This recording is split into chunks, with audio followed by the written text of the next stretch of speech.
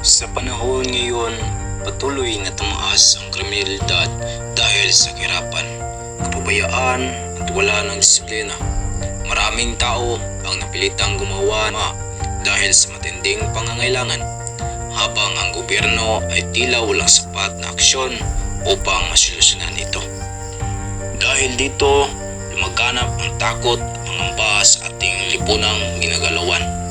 Kung hindi ito mabigyan ng agarang solusyon, maaring lumala pa ang sitwasyon at mas maraming buhay ang may apektuhan.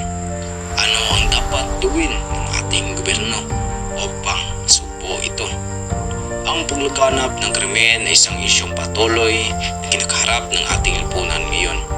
Maraming mga mamamayan ay napilitang gumawa ng di kanais ng mga gawain dulot ng kahirapan sa buhay. Ang iba ay napilitang pumatay, mga abuso at magnakaw para lang may maitustos sa buhay. Habang ang ating pamahalaan ay walang ginawa kundi magpabaya at umabuso sa kanyang kapangyarihan.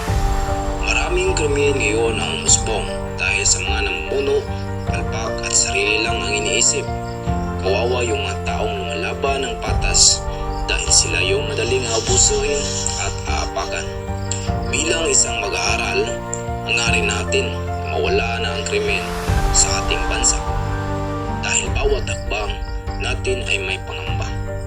Baka kami naman ay mabiktima ng mga taong biktima rin ng ating gobyerno. Hinihiling namin na tuluyan na mawala ang korupsyon dahil dyan nagsimula ang pang-aabuso. Panahon na upang bigyang halaga ang kapakanan ng mga mamayan kaysa sa pansariling interes at